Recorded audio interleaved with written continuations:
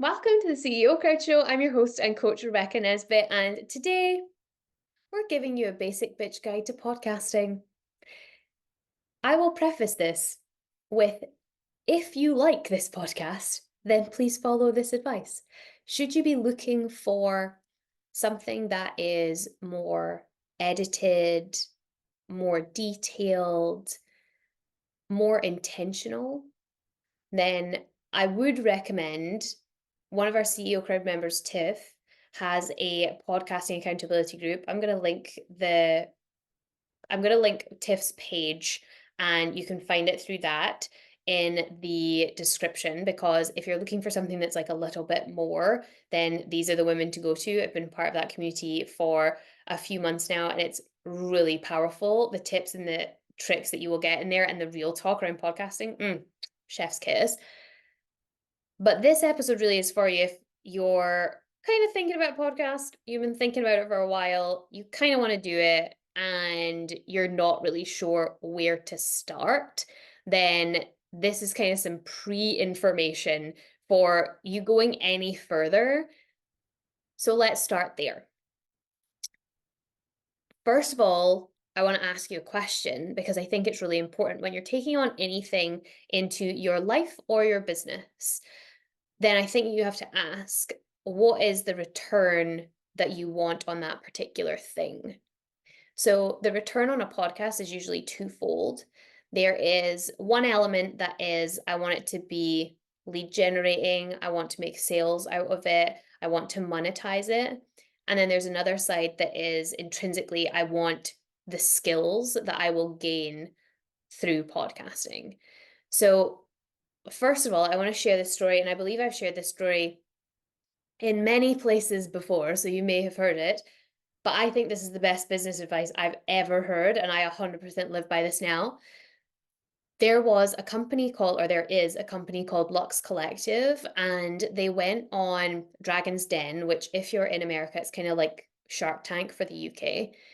And essentially, they went on that program because they really wanted Stephen Bartlett, who is from The Diary of a CEO, to invest in their company because they really wanted his insights.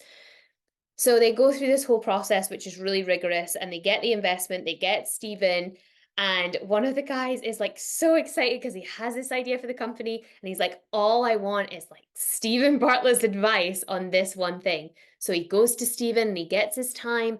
And just like imagine if you don't know Stephen Bartlett, like the person that you just like clearly idolize in one area, like in business above all else, you go to that person and you ask them the burning question. Here's what I want to do. What should I do? Should I do it? Should I not do it? Give me your advice. And Stephen just kind of looks at him and says, I don't know, try it. That, my friends, is the best business advice that I have ever received, because when it comes to getting a return on your podcast, it's a case of, I don't know, try it. It works for some people. Other people, it is more of a labor of love that they have to grow and they have to build. I mean, everyone has to grow and build. It's easier for some people than it is for others based on the size of your audience, the size of your team, the intentionality behind it, but you're not going to know until you try it. So let's start there. If you want a return on your podcast and you're waiting to know if you will get that, if it's a guarantee, you are an entrepreneur. There ain't no guarantees in our game. So try it.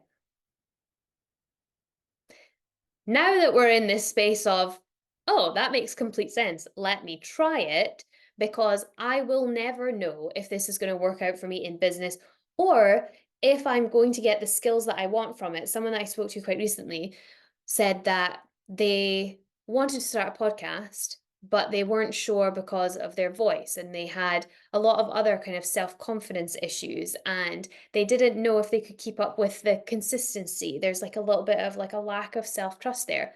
Okay, well, I don't know, boo, try it. Give yourself an opportunity to build those skills, because if you're not building the skills, They're just kind of ignoring it. You're kind of trying to build them in other areas. And if what you want is to start a podcast, and that's probably why you're here, then my dear friend, it is time. It is time. So let's get into the main struggle that podcasters run into, and then 5 steps so that you can get started and get your podcast out there. The main struggle of podcasters is, what the F do I say? What do I say?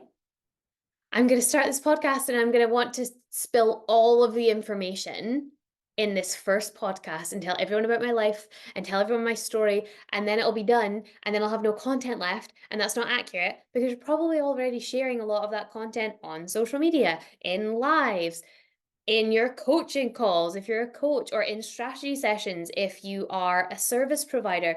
You're probably already saying this information.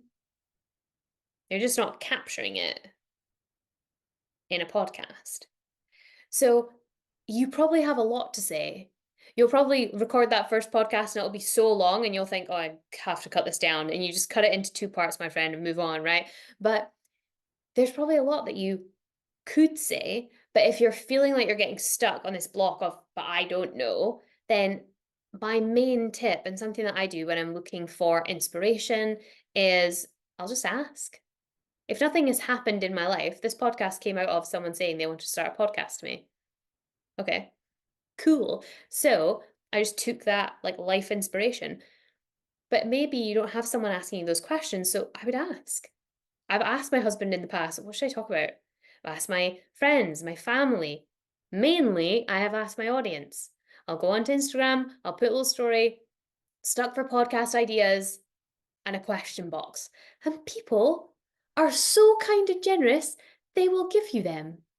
Somewhere else that I really source from is in market research, we have a question at the end, which essentially says, if you had to Google the answers to the struggles that you've gone through, what would you Google?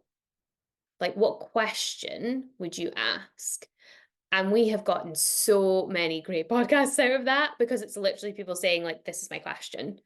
And that's been really powerful. So ask your audience if you feel stuck, if you feel blocked, if that is just another hurdle getting in your way, ask someone else to help you out. And if you're thinking that that first podcast has to be this like expose of your life, it doesn't. Hey, my name is this, I do this, I was asked this question, here's the answer. It's only the first one. And you'll build from there, you'll grow from there. It will get better from there. My first podcast was terrible from what I can remember. Like you'll ever go back and listen to it. And like anyone will ever go back and listen to it. I have done this with one podcast, and I don't even think the first episode was there. And it was Rachel Hall's podcast. I went back as far as I could, and I still couldn't find the first one. So you can also, it seems, just delete them if you get to a point where they're not accurate anymore or they're not what you believe anymore. I think we forget that. Like, you can just delete things. That is, you are allowed to do that. And if someone is looking for something and you've deleted it, they will ask for it. So you can delete things, just like if people are crappy to you online, you can just block people. That is within your right, my friend. So to come back to the point, if you're struggling with what to say, just ask. You probably already have 100 ideas. You could sit down and brainstorm 10 ideas right now, I'm sure. If you have a pen and paper and you're not driving, please do that. These are my ideas for what I could share. And then just pick the one you like best, or just ask. So now what's the process that you go through when you're creating your podcast? So obviously people get like very pedantic about their imagery. So that kind of like icon where it says like the name of the podcast, even just finding the podcast name can be very dramatic. All of these things you can change, my friend. And I know that because I have changed them. Our podcast original name was Soul Happy Success. It's not now. So you can change your name. You can change the image. And if you go on Canva, there are already mock-ups of what you could use. Use a mock-up for now. And as your podcast grows and you give it more intention, you give it more time, you give it more energy, you learn more, then you will be able to grow in that area. And as your business grows, you will probably change the name of your podcast, and that's okay. Like, we think that these things, we think change is just so terrifying and terrible, and it's not. People get on board with change. People used to know my Instagram as So Happy Success. Now they see it as the CEO crowd. Cool. You get to change. This is your business, my friend. You get to make the decisions, and everyone else has to fall in line with that. Unless there is some kind of dramatic uproar and you choose to go back, and that is, again, your choice. So give yourself more power. Empower yourself as an entrepreneur because you deserve it. This is your business. You're doing this potential podcast. Let's get it and let's make some decisions. So it can even just be your name to start with. I know so many podcasters that it's just their name. Cool. We love that. Start there. You'll grow. And now the 5 steps of how to get started. So once you have got your name, you got a little image of yourself, a little kind of idea of what you want to talk about in your podcast, right? Maybe it's just, hi, my name is this is my profession at the beginning. Cool, we love that.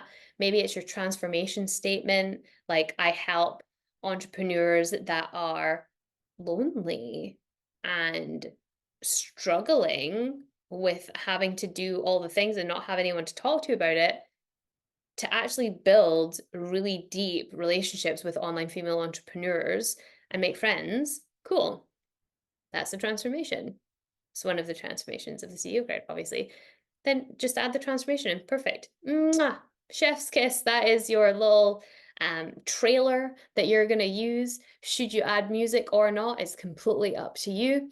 And now you're ready to actually do the podcast. So first step is you do have to make a decision here too.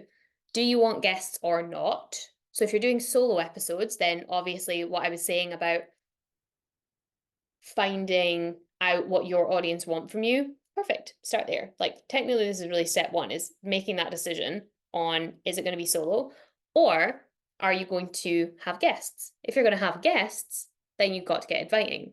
And if you're looking for a place to source guests, if you don't know anyone who you feel confident to ask, hey, would you speak on my podcast? Then please do come to the CEO Crowd networking events. We do this every week. There's always women looking for guest speaking opportunities, summit speaking opportunities, all the speaking opportunities that will literally be on every podcast because they want that experience and they want those connections. Amazing. So we'll give you the details in the description for that. And that's step 1. Is it solo? Are you inviting? If you are inviting, invite the guest. Okay. Say you invite the guest or you're doing it solo. Step 2 is the same. You're going to record. We do this, or personally, I do this on Zoom. You can pull the audio for a podcast. You can also cross-post to YouTube. That's what we do. There are many schools of thought around video podcasting, around if you should cross-post on both platforms, because technically both platforms require a certain conversation. That is a bigger conversation and for you to make that decision, my friend. But if you use Zoom, you can pull the audio and you can use that if you're just podcasting. And that will be the same whether you have guests or not. And again, the editing will be the same. So step 3, edit. We edit on iMovie. I'm very fortunate. I can afford a MacBook. That's not accurate for everyone, I understand.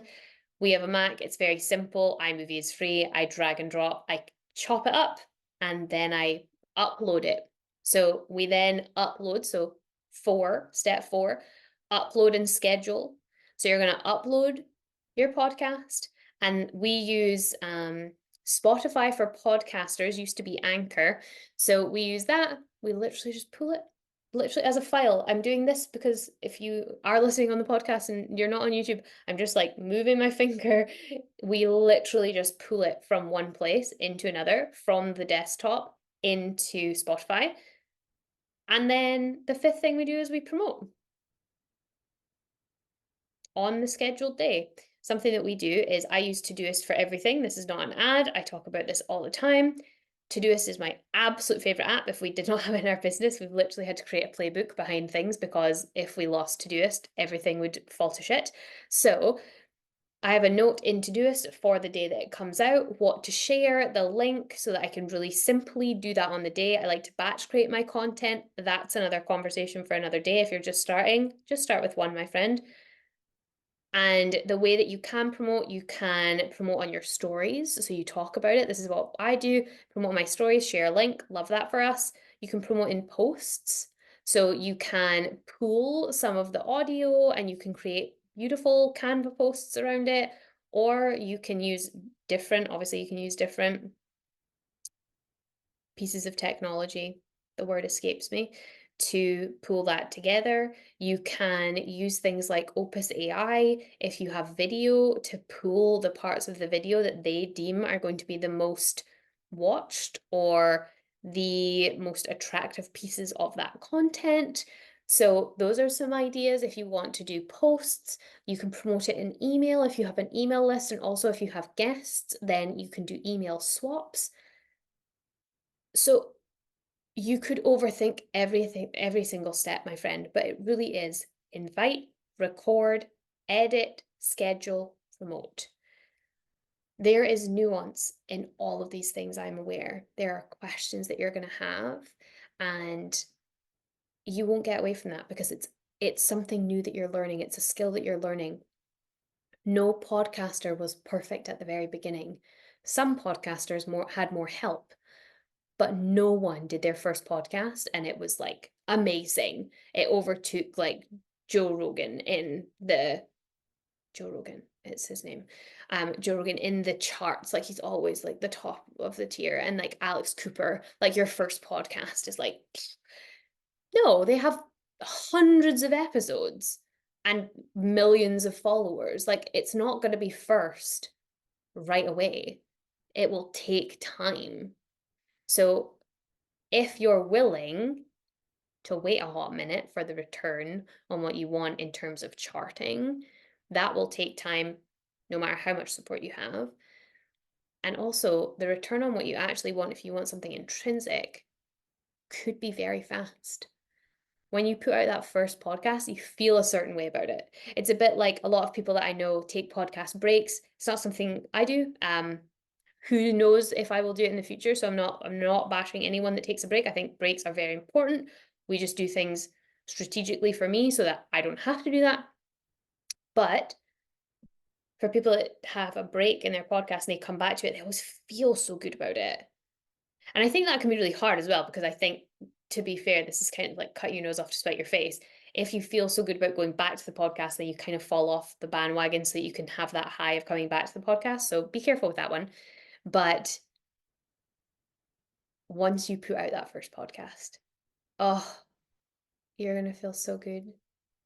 And I want to hear about it. So when you start your podcast, please DM me at the CEO Crowd on Instagram. I would love to be a hype girl, go on, review. I love to listen to podcasts and tell our audience about them, rate them 5 stars. I think that I had this conversation with my husband this morning, and I was listening to a podcast and he was kind of listening in and he was like, "This is not your usual vibe." And I was like, "It's not, but 5 stars for showing up, and I'm impressed." And he was like, "Okay." He's someone that like rates books that are not life-changing as like 3 stars on Goodreads. So we have very different metrics of which we measure. But I love giving a podcast review and feedback should you want it, but that is complete unsolicited advice that you must ask for, my friend, because I am just here to hype you up. So definitely DM me at the CEO Crowd. And if you're looking for those podcast guests, if you're looking for people to even listen and review your podcast. If you're looking for people to support you with your podcast, then please come along to the CEO Crowd networking groups. We have asks for this, like I said earlier, all the time. People looking for guests, people highlighting their podcasts, asking for reviews, so they can just start to get a little bit more traction. It can be really helpful. Like, that's what we're all in this game for, is to help one another. So if you're looking for a community to really support that, then we'd love to be that for you. The details, like I said, are in the description. And until next week, we will be over here at the CEO Crowd, my friend, believing in you.